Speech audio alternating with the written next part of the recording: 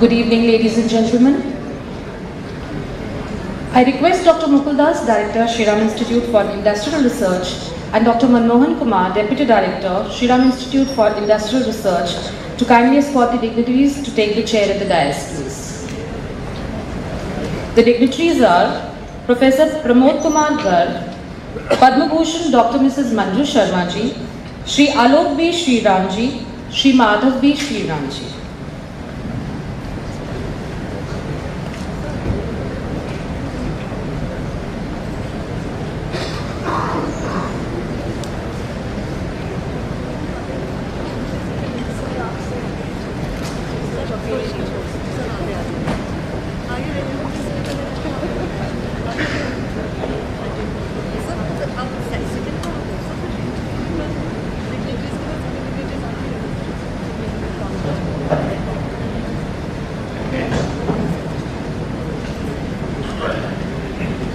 Respected Professor Pramod Kumar Garg, Head, Department of Gastroenterology, All India Institute of Medical Sciences, New Delhi, and Chief Guest of today's Founder Memorial Lecture. Padma Bhushan Dr. Mrs. Manju Sharma, Chairperson, Governing Board, Shri Ram Institute for Industrial Research. Shri Alok B. Shri Ramji, Vice Chairman, Governing Board, Shri Ram Institute for Industrial Research. Shri Madhav B. Shri Ramji, Mentor, Shri Ram Institute for Industrial Research, Delhi. Our other esteemed members of the Governing Board, members of Research Advisory Committees, Dr. Mukul Das, Director, Shri Ram Institute for Industrial Research, Dr. Manmohan Kumar, Deputy Director, Shri Ram Institute for Industrial Research, invited dignitaries, ladies and gentlemen. I, Leena Thakur from Shri Ram Institute, feel honoured to welcome you all today to this Shri Ram Founder Memorial Lecture 2024. On this memorable occasion marking the 140th birth anniversary of our illustrious founder, Lala Sir Shri Ramji, we pay our respectful homage to him today by organizing this 58th Founder Memorial Lecture in the series. Lala Sir Shri Ramji, one of the foremost business visionaries of India, left an indelible imprint of his personality upon the whole canvas of Indian industry. Due to his sustained interest in technical advances and passion for industrial research, he came to be regarded as the father of industrial research in India. He could foresee the need for a strong and self-reliant research and development base in the country and thus founded Shri Ram Institute for Industrial Research in 1947, which has been operating as a premier self-supporting institute in the country. Ladies and gentlemen, we have Mr. Akshay Dhar. He is a mentor, Shri Ram Institute for Industrial Research, Bangalore. Shri Ram Institute for Industrial Research was not only started by him, but also flourished greatly under his vision, resolute interest, and generous support. Since 1965, every year, scientific and technical lectures have been delivered by eminent personalities from across the globe, thereby making this a major scientific event of the country. Today's Founder Memorial Lecture is being delivered by Honorable Professor Pramod Kumar Garg, Head, Department of Gastroenterology, All India Institute of Medical Sciences, New Delhi, who is a renowned physician-scientist with seminal research contribution in the field of pancreatic diseases and has developed newer effective therapies for patients with pancreatitis. During the COVID pandemic, he contributed significantly to the research including vaccine effectiveness and development of new vaccines. In today's lecture, Professor Garg will share his vast knowledge and experience in the subject with us through his lecture entitled Improving Human Health Through Biomedical Research, Future Beckons Us. Across diverse cultures and traditions, the act of lighting a lamp holds a multitude of profound implications and resonances, representing the triumph of knowledge over ignorance and light over darkness. We now will be beginning the program by lighting the ceremonial lamp. May I request our dignitaries on the dais to kindly do the honors by lighting the lamp, please.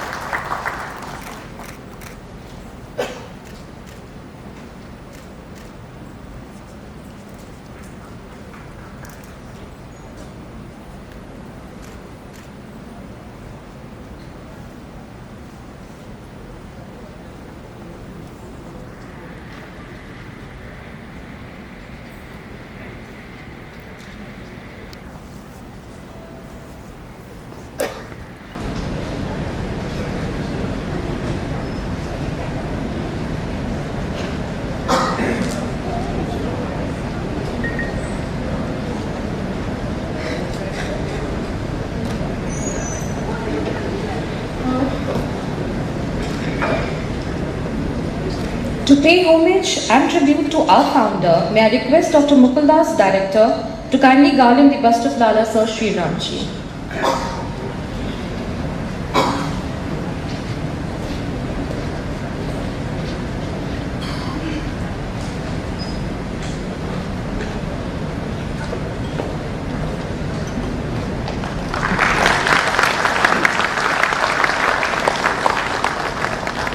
Thank you, sir. May I now request our chairperson, Dr. Mrs. Manju Sharma, to facilitate our guest speaker, Professor Pramod Kumar Garg, by presenting the bouquet to him, please.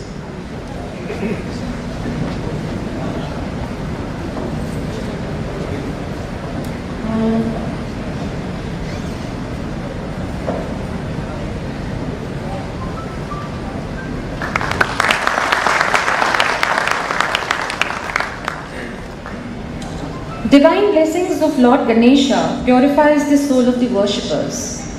Before we embark on our journey today, we will begin with the Ganesh Vandana, an expression of our profound reverence for the Lord. I now invite our scientist on stage to perform the Ganesh Vandana, please.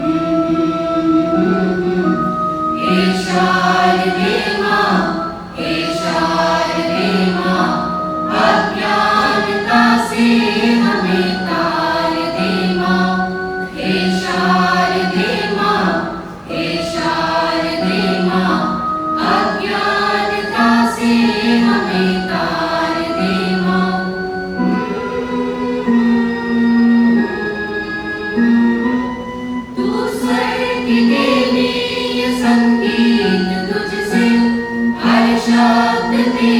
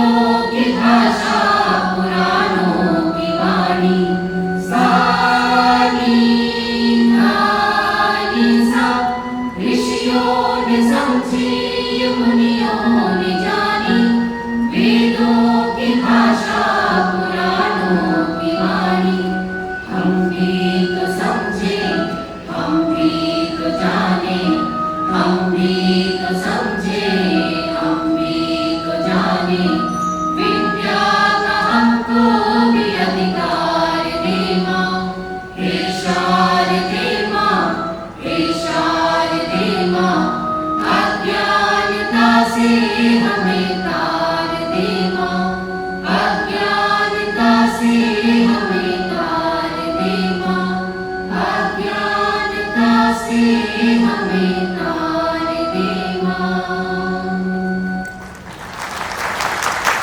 Thank you, Professor, for the great Vandana. I now request respected Mohandas sir to kindly deliver the welcome matters.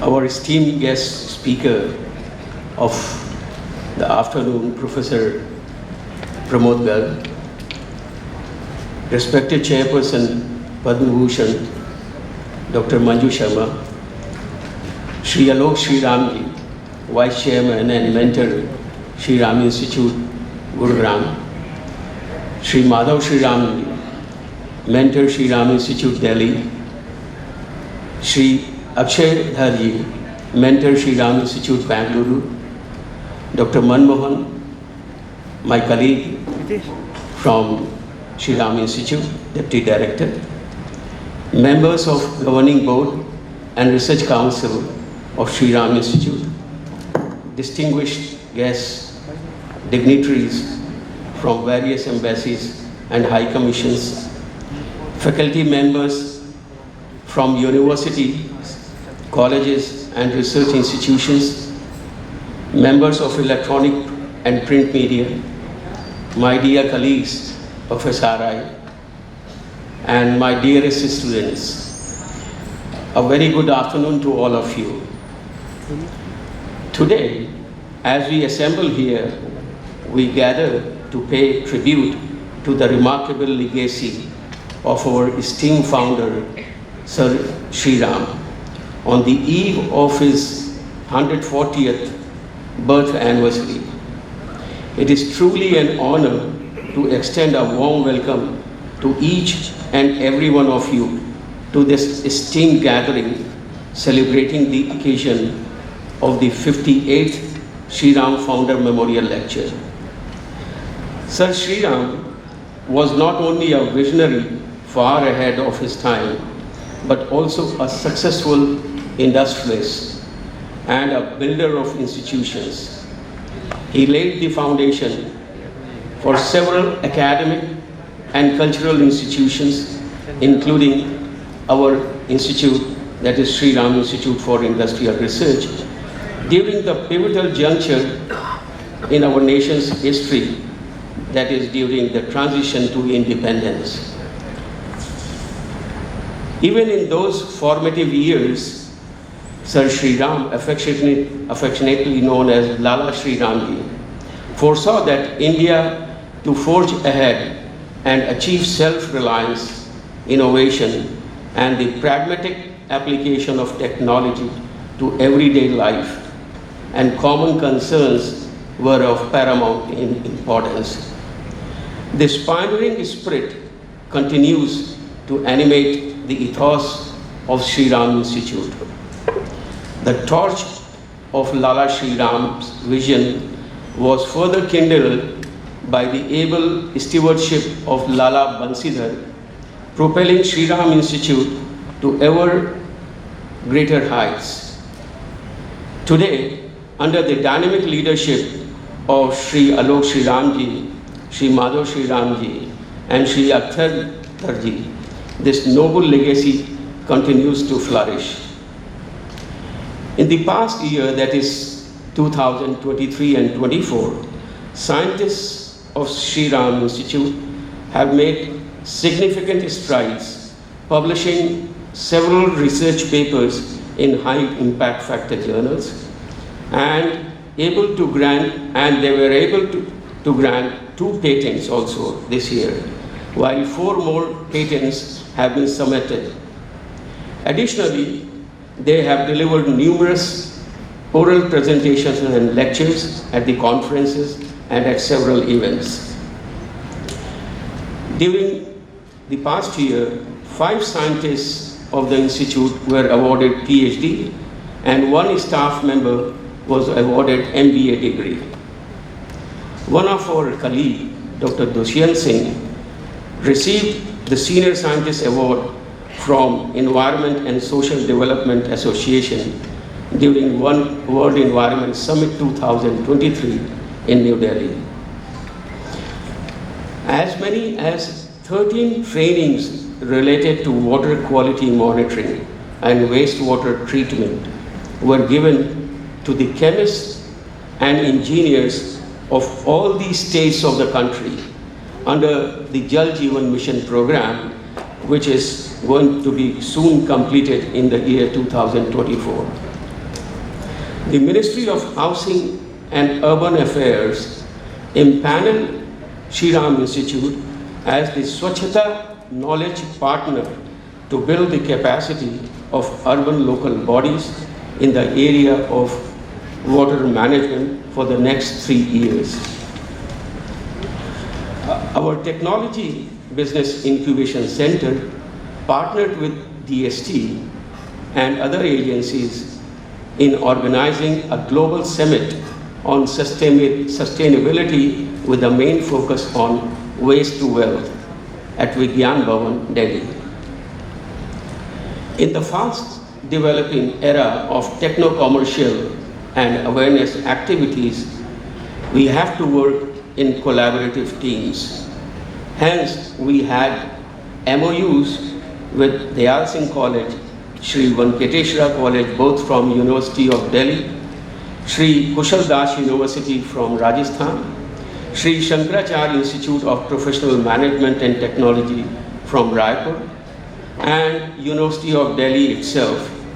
Apart from that, we had MOUs with Engineering Export Promotion Council, India, and National Highways Authority of India, NHAI.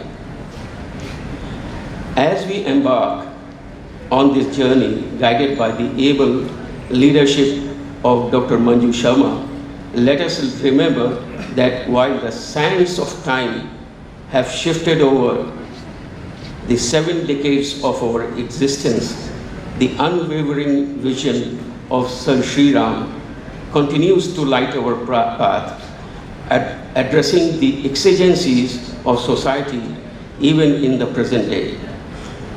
Today, it is with great pleasure that we welcome Professor Pramod Garg, our distinguished speaker, who will deliver a lecture dedicated to the memory of our founder.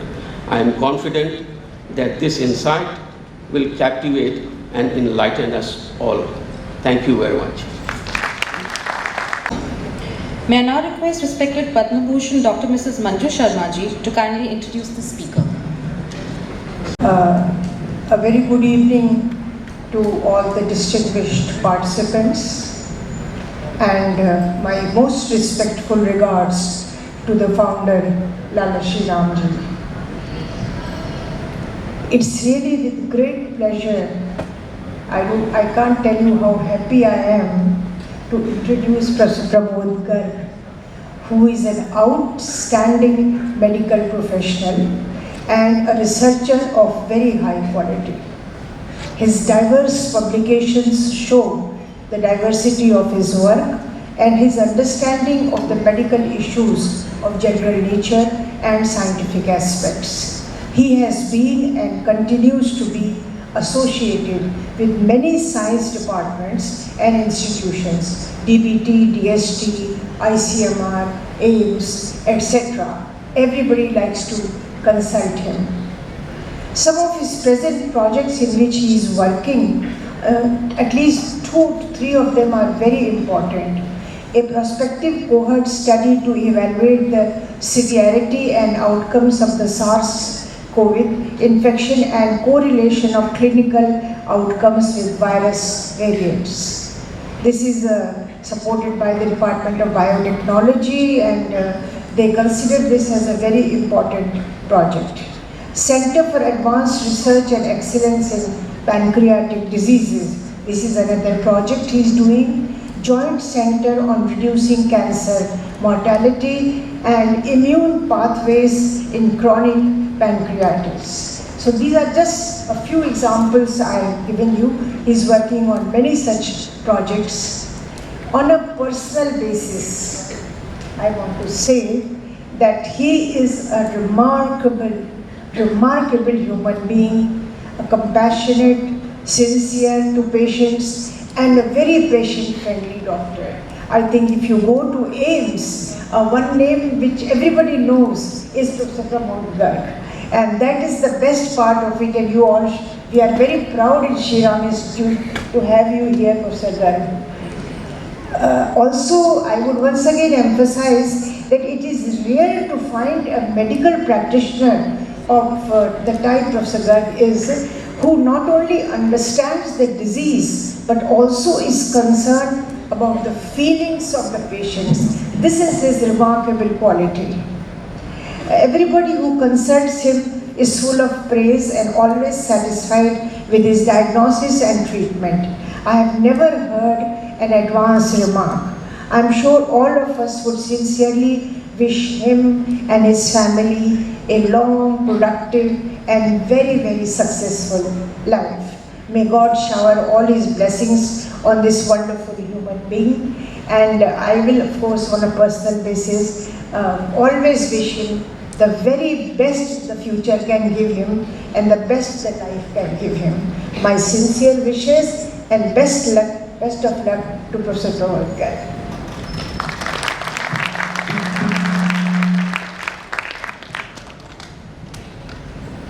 Thank you, ma'am. As the audience is keen to listen to, I now request Professor Pramod Kumar Garg to deliver today's Founder Memorial Lecture on improving human health through biomedical research. Future beckons us. Please give a warm welcome to him.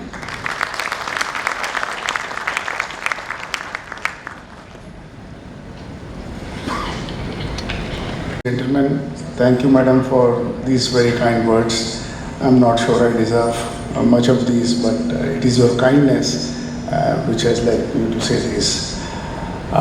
My profound thanks to the Shri Ram Institute of Industrial Research, Shri Alok and Shri Madhur Ramji, Shri Dharsa, Madam Manju Sharma, who has been the person behind my giving this Founder Memorial Lecture, Dr. Mukul Das, Dr. Manmohan Kumar, all the distinguished guests, scientists, students, ladies and gentlemen. I really feel humbled here today giving this Founder Memorial Lecture. COVID-19 for about 3 years led us to understand biomedical science and human health in a different angle. It has shifted attention and focused our efforts in the direction of biomedical research and human health. And I thought that today, if I speak on improving human health through biomedical research, that would be an appropriate topic. But first of all, let me pay my regards and homage to Lala Shri Ramji, who founded the institute in 1947, a very important landmark here in our history. He believed that if India has to catch up with the rest of the world, it was necessary to understand existing technology and innovate it through research. This is what I came to know about, and this is what I'm going to talk about today. I didn't know that he had said this. He established Commercial Education Trust and he was the chairman of the governing body of Ramjas and Hindu College and other colleges in Delhi University. And there is something in it that I'm going to refer later in my talk. He was also a founder member of CIE, FICCI and PhD CCI and played a key role in the growth of modern India. The word is modern India, and what he used to say was management in business is essentially a matter of human relations. He was a visionary, philanthropist, and institutional builder. Now, these ideals will resonate what I'm going to talk about today, and that's the reason I've highlighted some of these aspects. The outline of my talk would be the state of India's current health, opportunities and barriers, biomedical research and health, the role of stakeholders, and there are many stakeholders, and what does the future hold for us. So there are two very important parameters by which one can judge the health of a nation. One is the infant mortality rate. If you look here, the infant mortality rate in the beginning of this last century was 220 per 1,000 births. That means 1 in 4 newborn was expected to die. And over the years, it has decreased now in India to 25 per 1,000 live births. But compare this with the developed world, where it is less than 10 per 1,000 births. So we have way to go. The second important parameter is the life expectancy at birth. And if you look here, it was about 40 years in 1950s, and gradually it has risen to 70 years at present, give and take one year or so. But again, if you see the life expectancy in the developed world, it is about 80 years. So we have come a long way, but I think we still have to catch up. So there have been significant positive change in India over the years for many reasons. One is economic growth, enhanced healthcare delivery and access, and advances in medical sciences. And I'll dwell on these one by one. If you see the economic growth of the country, India's GDP has risen over the years. And if you see here, for example, in 2000, it was below $500 million. And today it is touching $4 trillion.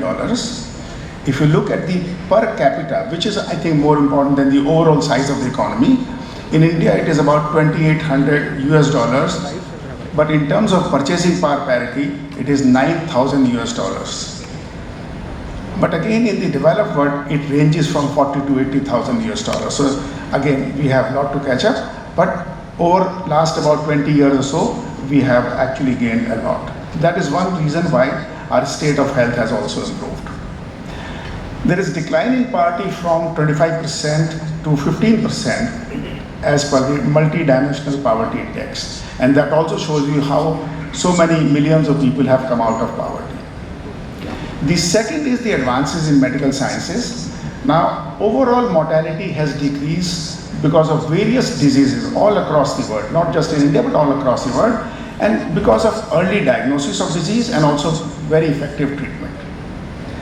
For example, today, someone as an adult, if he catches HIV infection, unfortunately, he or she is expected to live a normal life.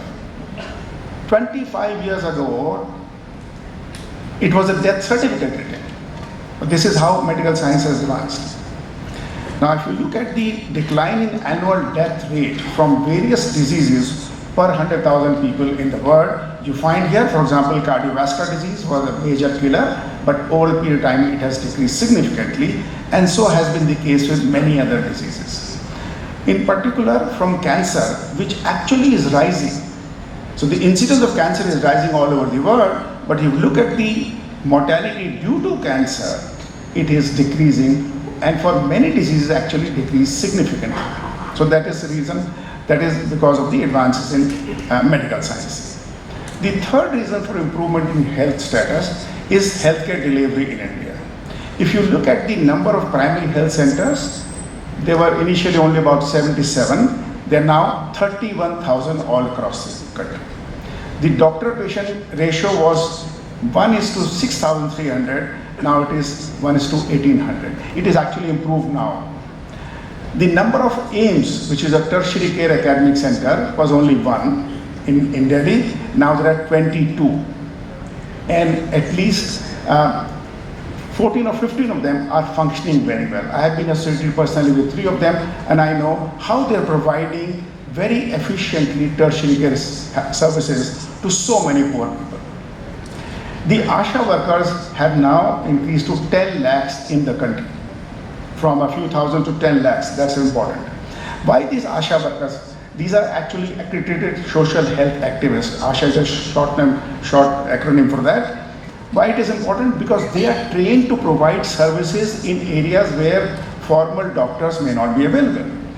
And how this could be important? So there was a study published in the journal Science in 2016 by none other than Nobel laureate Abhijit Banerjee and his colleagues. In fact, Abhijit Chaudhary here, if you see, is a colleague of mine. He's also a gastroenterologist in Calcutta. They showed the impact of trained informal healthcare providers in India through a randomized trial. By the way, randomized trial, I'll refer to that later also, is the most important robust type of study design. And they showed that if you train these people to provide healthcare delivery in the community, they can achieve diagnosis, correct diagnosis, and effective delivery of treatment in about 75% of cases. So this is how ASHA workers and other trained healthcare workers are providing services in the country, and I had the pleasure of meeting him in 2017.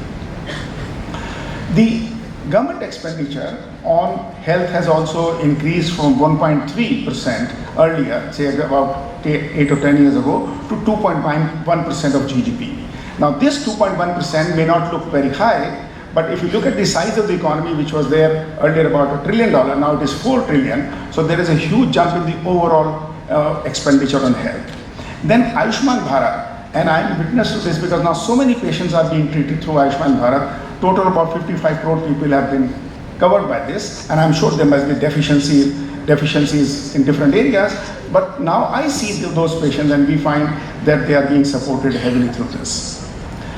However, if we compare ourselves with the developed world, and that's what I think we should be looking at. We shouldn't be looking at and just saying that we have done well. There is still a long way to go. India is lagging behind the developed world in many ways. Tuberculosis, for example, is still a major killer in this country. Stunting in children, growth retardation is 31% under 5 children, in under 5 children. That's a shame on us. Access to quality medicine is still suboptimal if you look at across the country, and still there is a high out-of-pocket expenditure.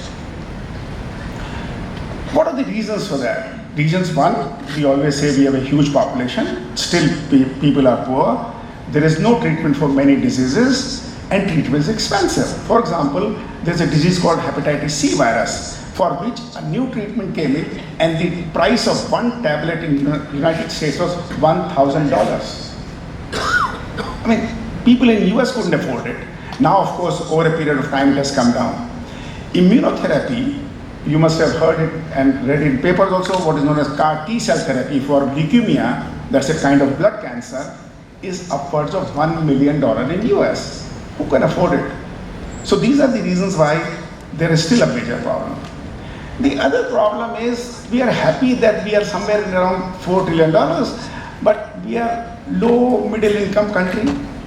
So what people say, will India avoid this so-called middle income trap? And I think it's a big challenge. When you say we are somewhere here and we want to go there, there's a huge jump that is required. And of course, what got you here won't get you there. That's a very famous saying, and I like that. So we have to do something extra to reach that level. So what are those things? We need to generate more wealth. We need to educate people. We need to emphasize skill development, invest more in manufacturing, and that is what is happening in India now, and also research and innovation, and that's the focus of my talk. So in the beginning I mentioned some things about Lala Shri Ramji, and you see here that he actually invested in innovation, research, education, manufacturing, industry, and generation of wealth. And this is why it is very important for us to understand how these things are going to take us forward in the next decades. So coming to biomedical research, which I think is the most important thing, there are many issues. Why research? Are we equipped for research? And what is the role of stakeholders? And there are many stakeholders. So many of you would know that after the Second World War, Winston Churchill said about Russian actions, it's a riddle wrapped in enigma and shrouded in mystery. But he also said that perhaps there is a key. And when we talk about complex diseases and their treatment, the key is research. And that's what I think is very important. The question often asked, what is research? So research is that I don't know something about an issue, and this issue can be medical, could be social, could be economic, and you do some kind of experiment, collect some data, and that provides new knowledge or new facts. So philosophy, or also called love of wisdom, is the study of fundamental issues such as knowledge, morality, reason, experience and beliefs. And this applies to art, politics and science. That is why you get this degree of PhD, right? So there are two theories of acquiring knowledge. One is rationalism or reason, and the other is empiricism. Rationalism or reason believes in intuitive knowledge and deductive reasoning. It exists a priori and not dependent on our senses. It is something what is applied to, say, mathematics. Empiricism, on the other hand, is knowledge acquired through experience or senses. And in the current era of modern research, this comes from what we call as observational studies, cohort studies. This is how you develop knowledge empirically. Sextus Empiricus, 2000 years ago, was a proponent of medicine based on experience, and that was observations. And this is why we call it empirical. We sometimes say, I'm giving you treatment empirically. What does it mean? It means that it is based on our experience, observation, and studies. And that's why we use this term. So in the modern era, we believe in evidence-based medicine. And this evidence is obtained through a systematic study in an unbiased manner. And this is what is biomedical research. Sometimes people ask, why should we engage in research? And many people would say, particularly those in their formative years, my job is teaching and training, acquiring new knowledge. Sure, I can do that through latest books, journals, review articles. And I don't have time or resources for research. That's the prerogative of rich Western countries, right? But that's not the case. How do we create knowledge? It could be based on certain known facts, logic, deduction, and conclusion. And how it flows? It flows like this. You have so-called certain known facts, you apply some logic, deduce something out of it, and then conclude. Say, this is what it should be. What if that known fact wasn't actually a fact? It was wrong. So your whole argument falls, right? So I don't know how many have read this book, Freakonomics. In this, there is a story about an observation in US where crime rate fell sharply in the 1990s. The question was asked, why is that so? And of course, based on certain facts, logic and deduction, many reasons were offered, such as police force was doubled, there were stringent laws, education level increased, and there was increased job creation. However, none of these hypotheses proved correct. So what actually turned out that the real reason was legalization of abortion in the United States in the 1960s and 70s. What was happening, that there were many orphan children who had no care, no education, no job, and they went into crime. And after they legalized it, this problem came down sharply. And that resulted in crime rate falling. So now you see how systematic inquiry or research can tell you the fact, whether it is in the realm of social science or medical science. So this is how you create new knowledge and challenge the dogma. And this is what leads to innovation, which is so very important. So many of these students actually, when I interact with them, they often ask, why me? Why should I get into this? So there's a Nobel laureate Chilean poet, Pablo Neruda, who asked this, who am I? Why am I here? And actually, if you look at our ancient Indian philosophy, this is what we have learned. You have to ask, who am I? What am I doing? What's my duty? What's my dharma?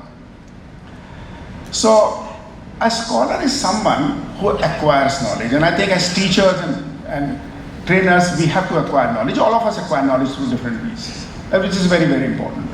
But researcher is someone who creates that knowledge. And I think that's a very important distinction between a scholar and a researcher. So that's the reason why you should ask yourself, am I going to be just a scholar, or should I also engage in research and create new knowledge? The next question which is often asked is, are we really equipped for research? In this country I'm talking about.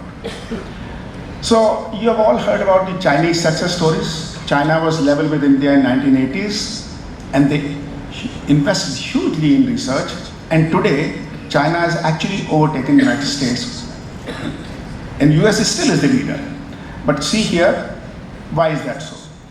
This is the gross R&D expenditure worldwide 2022. If you look here, US invested $679 billion in R&D. China closely followed, $551 billion. And if you look at India, only about $65 billion. And this is how you see the research output, publications and citations have increased. So China actually overtook US somewhere in 2019.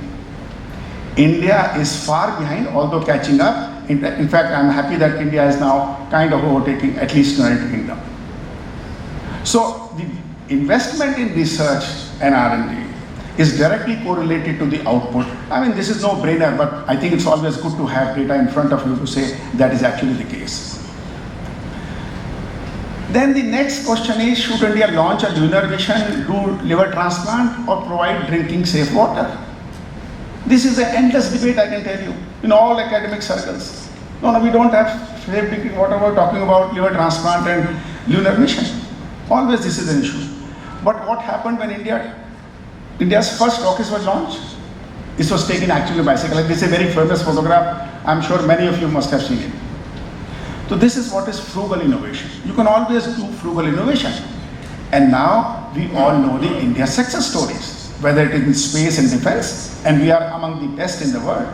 And Chandrayaan 3 of course proved that right. And in medicine also there are many success stories. Iodine supplementation, I'll tell you about that. Diarrhea in children with high mortality. Oral rehydration solution was developed in India and also in Bangladesh, which improved survival. There were many risk factors were known, and through systematic study we could overcome that. Then rotavirus vaccine was developed in India and it has decreased childhood mortality. I'll give you this example, very important example of iodine. This is a major success story. So iodine, it was realized in 1916 that there is a thyroid disease which is called as goiter. Thyroid gland swells up. It was a major problem in Himachal and many other parts of the world, country. And it was hypothesized it could be because of iodine deficiency, because that is what is required to produce that hormone, thyroid hormone. So in AIMS they did a randomized trial, very interesting randomized trial. They took many villages and randomized villages, one to iodized salt and one to normal salt. One village this, one village this. And over a period of time they showed there was significant difference in the development of goiter. And that is how it informed national policy that now we have iodized salt all over. I will give an example of the disease that I studied, just a brief, which is called as chronic pancreatitis. Madam referred to that. There were certain myths and reality about this. Pancreas, as you all know, is an organ in the abdomen. It secretes digestive enzymes and insulin, and there are many diseases which can affect that. So there was a study from Kerala in India which showed that these are the people who are very young. They have a very far advanced disease. There were large stones in their pancreas, and cause was perhaps cassava, which was a staple diet there, and they died very early in their 20s and 30s. That was the report in 70s. And this is how they found very malnourished people, young, eating cassava, developing large stones, requiring insulin, often couldn't afford it, and died very early. But what we found that there was a changing profile of the disease. We see much older patients, they were malnourished, well-nourished, they had genetic mutations to account for this, and not cassava, but alcohol was one of the causes, and with effective treatment we could increase their survival. And we found these two genes which are causing the disease in them. And this picture will tell you so much about the disease. This is a patient in 1970s, and this is a patient who was taken a picture in 2010. See the marked difference in their nutritional profile, in their overall appearance, and these are the patients who now live much longer. At least they will live up to their 60s, if not longer. This is what we have seen in our studies. What are the reasons for this change? And the reason for change is rapid economic development. And I'll again show you some data from state of Kerala. So if you see the state of Kerala, Kerala state GDP in 1970s was $320 million. It has risen to $13 billion in 2000s. And the per capita income increased from $15 to $525. 40-fold increase, and that's what resulted in changing phenotype and outcome of the disease. And with this we saw increase in their age of onset, their well-nourished, their BMI, and also their longevity. But there was a flip side to this development. Very interesting. In Kerala, they never used to see alcohol-related pancreatitis, and from 2% it jumped to 33%. Diabetes, which was much lower, about 7%, increased to 11% in the adult population. So this is part of the flip side of the development. So we could better characterize disease and provide better treatment to improve their survival through our systematic study. And if you look at the publications from different parts of the country, from various college institutions, India, there are a large number of publications. In fact, one report suggested that we are not too far behind the developed world and best universities in the world, including Mass General and Mayo Clinic. And how does research help stakeholders? This is again no-brainer. We all know science, biomedical science, increase your improved health, improved economy, which again feeds into it, and there is a gain all around. So major stakeholders are government, academia, and public. Now, what is the role of institution? And again, I said in the beginning that Lala Shri Ramji actually invested in education and research, and that is why it is important, the role of institution, that we have to provide the right research environment. And I'm very happy that I'm here in Hindu College, in the DU, where so many students are there. It's a thriving place for academics and also, to my mind, research. And your curiosity to derive research should be improved, and institutions should help you in that. All kinds of support should be provided by enabling an ecosystem, advocacy for research, generate more funds, sponsor research, and I think in India that's happening, and then dissemination of this knowledge. I'll speak for about a minute on the role of public at large. This is about the government, academia, and institution, but I think public is also very important to feed into this system. We must engage ourselves in research, whether or not you are a scientist or a medical doctor, I'll tell you how, and by participating in clinical trials and support funding for research. So what is a clinical trial? For example, in COVID, you must have heard this trial has been done for this vaccine and this vaccine. So you have a group of people who are given a vaccine, group of people are not given a vaccine, and then you find out over a 6-month period of time, how many develop COVID in this group, how many develop here, and then you find what's the efficacy of this vaccine. And then you take it. Someone has undergone that trial, but you take it because now you find it is effective. We take medicines which have been tested on thousands of patients all across the world. Isn't our duty to actually participate in that? Often they say, no, when I go to AIMS, वहाँ तो research करते हैं वो. भाई research नहीं करते हैं, हम आपके भलाई के लिए काम करते हैं. ऐसा नहीं है कि वो guinea pig बना रखा है. बिल्कुल नहीं है. So my message here is that you should be part of research, either in whatever capacity you want it to be, right? By the way, you might have seen this during the COVID time. So I don't think that is the case now, but it was at that time. The next issue is, do we have funds for research? Adequate funds. And I talked to you about that. India invested $65 billion and US was 10 times more. But I think we should also generate funds. Not only government funding agencies, but industry should come on board. There should be donors, more donors. And Lala Shri Ramji actually donated, creating endowment funds.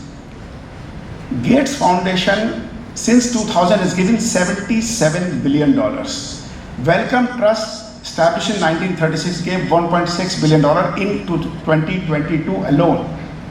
And closer to home, Chris Gopalakrishnan gave 700 crore rupees to Center for Brain Research at IIC Bangalore. So this is how I would urge public, those who kind of, support research in any way should do that.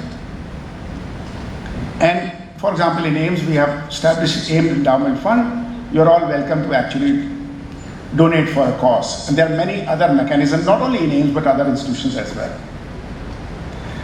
Now, a minute about the problem with scientists. Many times we say, I've done this research, I'm the best, I've done this, I've published this big paper.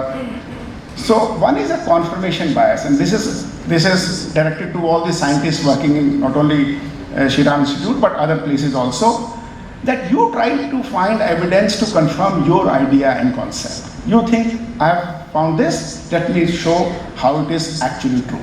That's confirmation bias. And the second is narrative fallacy. What is that? You try and explain things without direct evidence because you think this is correct. So you will have a narrative around that so-called finding of yours. We should avoid that. And best way for that is you should be a skeptic. A skeptic is someone who doubts what is known and challenges dogma. And if you haven't read this book, I would strongly recommend that this book should be read. Black Swan by Nicholas Taleb. This is known, famous for something else, like a Black Swan as an event. But I think this has a profound message for researchers and scientists in general, and philosophy in general. So why do we need to do all that? This is to guide policy, which will increase more allocation of resources, improve health, and improve our economy overall. So I'm almost done with my lecture today, but now I'll just spend a minute personally. So to improve human health, I've talked about biomedical research and disease treatment, but there is about disease prevention also. And often now I'm going to talk to you about as a doctor, because बहुत सारे मरीज आते हैं पूछते हैं कि हम क्या खाना चाहिए, क्या करना चाहिए, हेल्थ अच्छी होनी चाहिए, कैसे करें. So this is just a little bit about that. So I think as a doctor I'm giving this advice. Ingredients for healthy life. Walking. Everybody knows. Still they don't walk. Say नहीं आज time ही नहीं मिला. लगता मैंने घूमना शुरू कर दिया. कब से? बस पिछले हफ्ते शुरू कर दिया. उसके पहले नहीं थे. No smoking. Very important. Vegetarian diet is better. Natural products. So this is a natural product. This we have created. This is okay. This is not. Right? Portion size. How much to eat? How much to eat what? This you can eat plenty. This little bit. This is very little.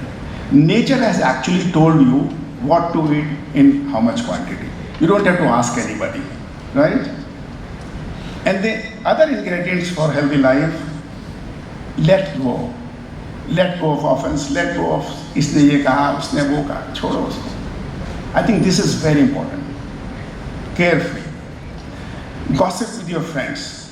आजकल तो social media, WhatsApp, Instagram, there are no friends, no real friends. I think very important for youngsters to have real friends, go out with them, spend time, waste time. And actually that's not wasting time. That's quality time when you gossip with your friends and pay your gratitude. So I'd like to summarize, ladies and gentlemen, by saying the future is bright for us. We are looking at a Viksit Bharat in 2047. Surely I think we'll be there. 2034, our economy should be around $10 trillion. By 47, God knows, but could be around 40. Population size is stabilizing. Today the TFR is 2.1, which is replacement level, and I think next 10 to 15 years we might stabilize. Medical science is making rapid progress. CAR T cell therapy that I told you cost $1 million in US is now available in India for about 30 to 40 lakh rupees. And artificial intelligence, which is a big thing, will definitely complement healthcare as well. And everyone, in my mind, over the next 20 to 30 years will have access to quality healthcare, not just healthcare. So lastly, I would like to pay my gratitudes to my parents, my family, Professor Rakesh Tandon, who was my mentor at AIMS, Dr. Manju Sharma, who actually helped me shape my career as a scientist, not just as a physician. My friends, some of them are here. And of course, Shri Ram Institute of Intellectual Research for giving me this opportunity. Thank you very much for your patient listening.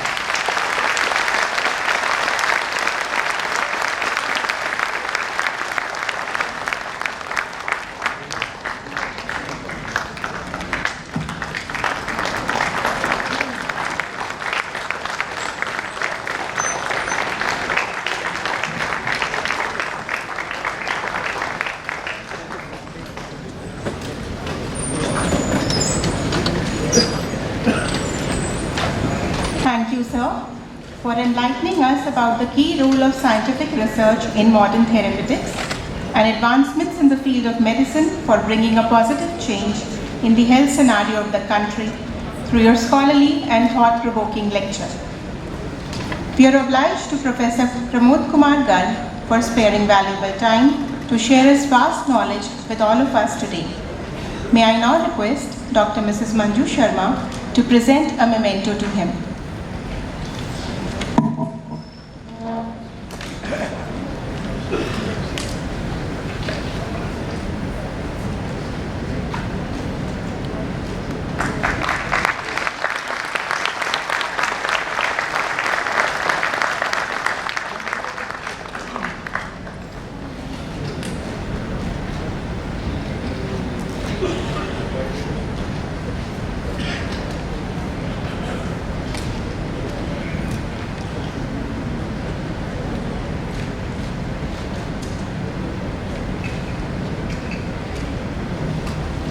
Employees are a valuable asset of any organization.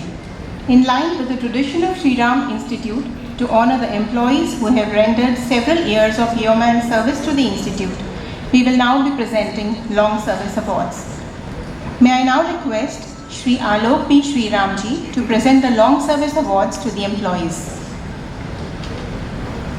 In the 35 years category we have Mr. Ajay Nanda, a manager handling administration.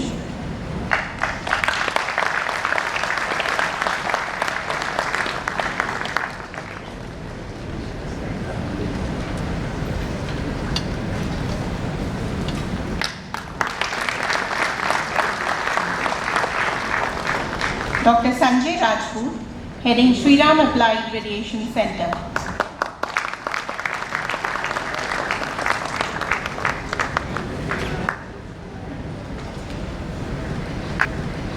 In the 30 years category we have Mr. Kishan Singh, an executive working in marketing section.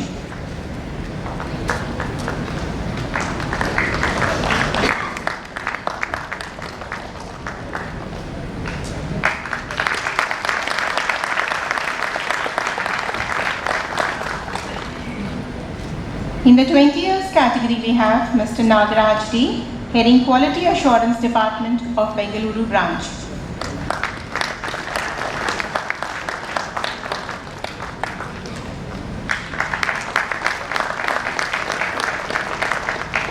In the 15 years category we have Mr. Anil Kumar Sharma, an executive working in accounts section.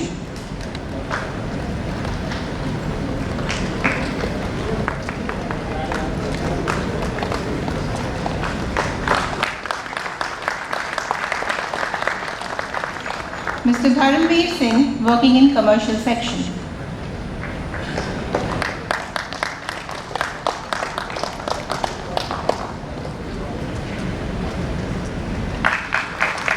Mr. Lalit Agarwal, an executive in commercial section.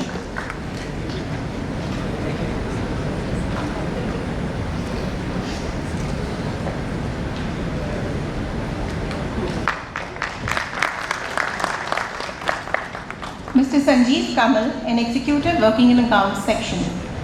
Ms. Sanju Bhatt, working in administration.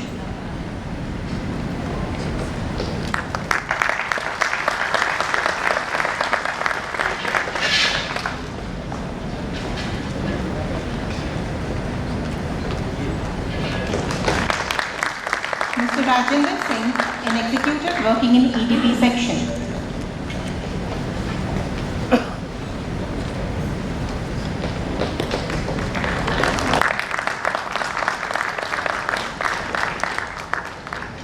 Thank you, sir. May I now request Shri Madhav P. Shri Ramji to present the long service awards to the employees in the 15 years category. Mr. Mangal Singh, an executive working in EDP section.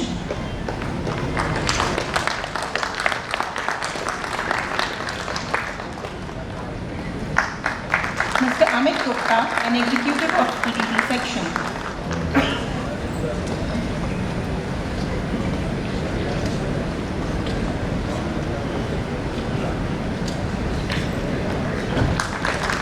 Mr. Sumit Kumar Tyagi, an executive working in purchase in stores.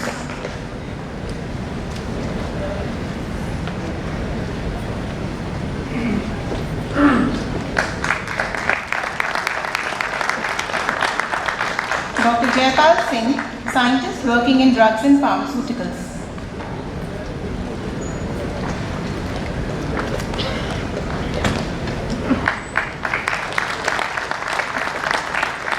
Mr. Pushpender Kumar Tomar, handling library and information services.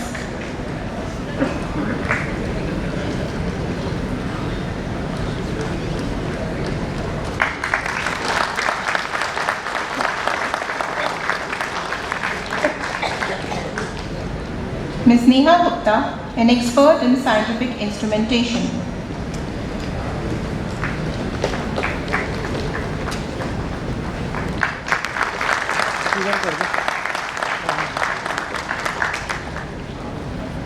Mr. Madan Kishore, a marketing executive.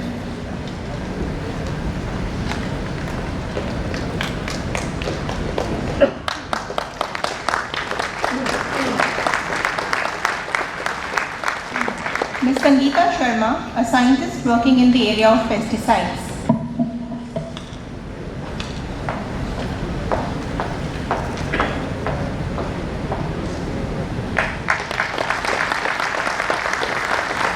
Ms. Reema Chaudhary, a scientist in pesticides laboratory.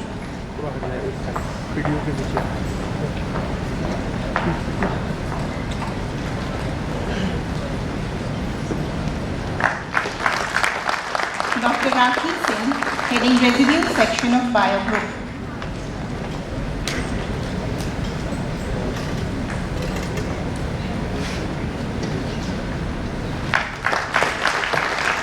Ms. Smita, scientist working in residue section.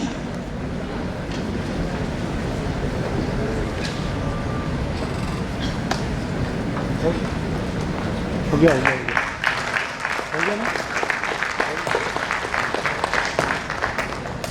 Thank you, sir. May I now request Shri Akshay Dharji to present the Long Service Awards to the employees in the 15 years category. Mr. Anish Kumar, an expert in area of metals.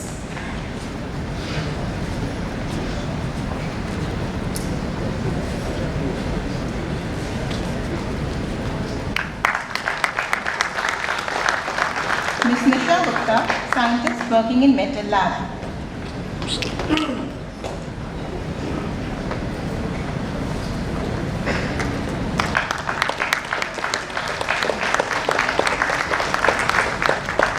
Ms. Neelam Chauhan, scientist working in minerals lab.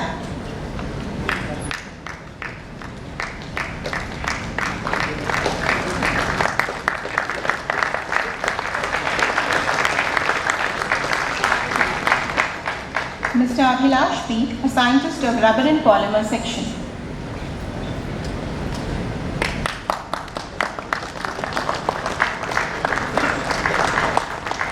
Mr. Jaysingh Chauhan, an engineer working in SAR.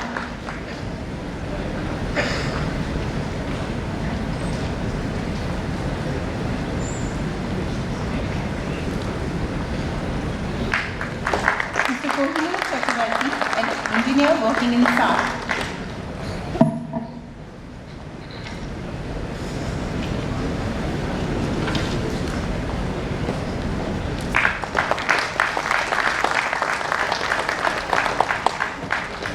Ms. Archana Vish, an expert in paper and textiles.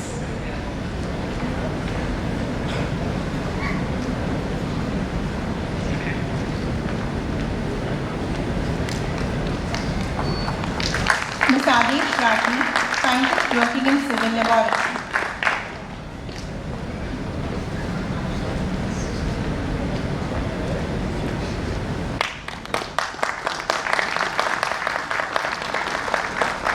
Dr. Amit Kumar Tyagi, scientist of infrastructure development.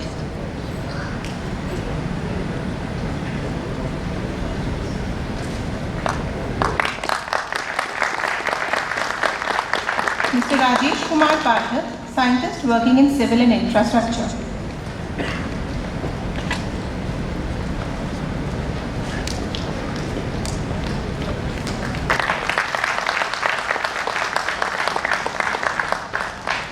Arathi, scientist working in instrumentation at Bengaluru branch.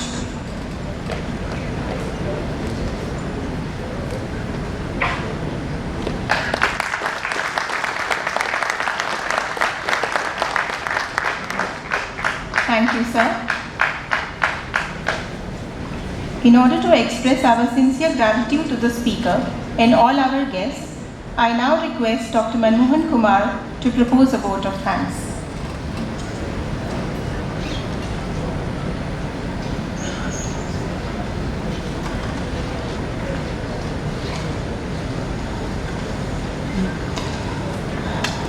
A very good evening to all.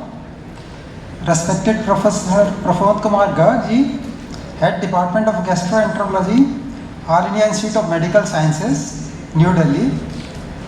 Padma Bhushan Dr. Mrs. Manju Sharma ji, Chairperson Governing Board of Shri Ram Institute for Industrial Research. Shri Alok Shri Ram ji, Vice Chairman Governing Board of Shri Ram Institute.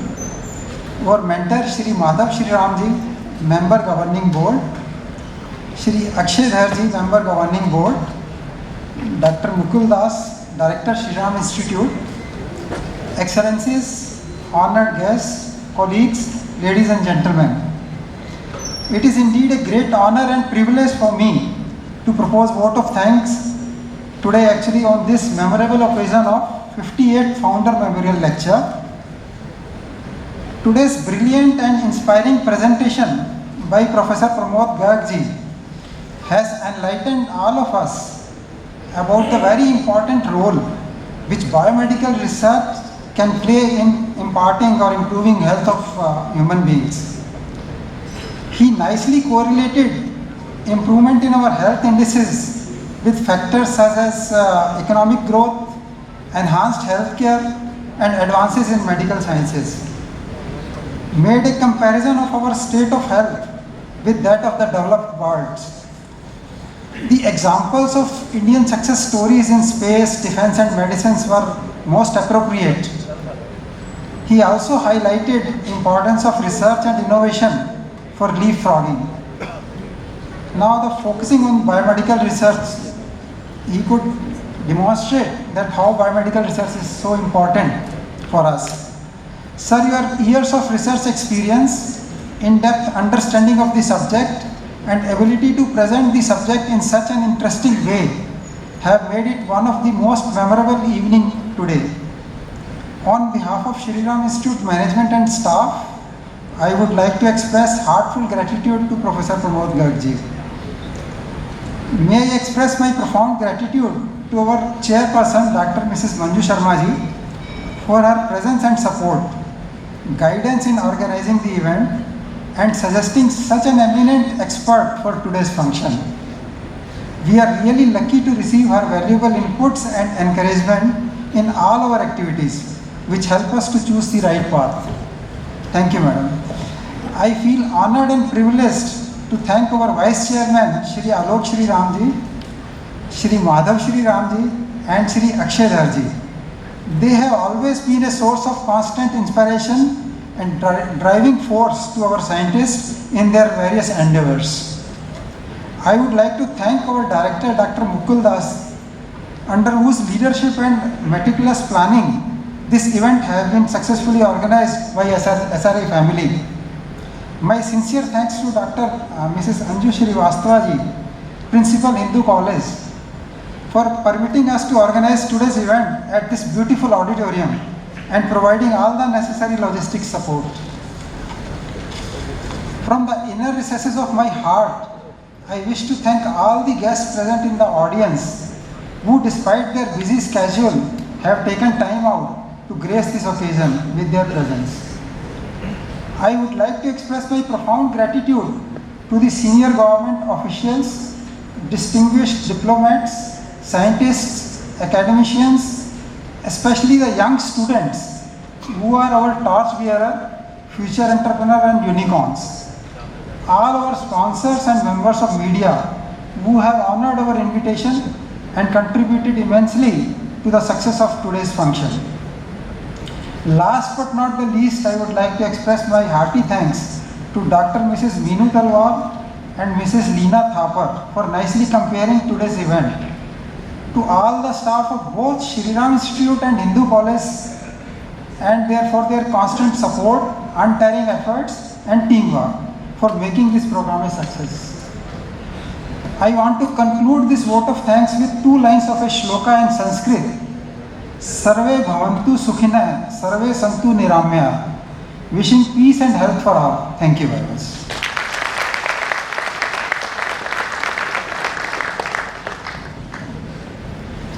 With this, we have come to the end of today's program.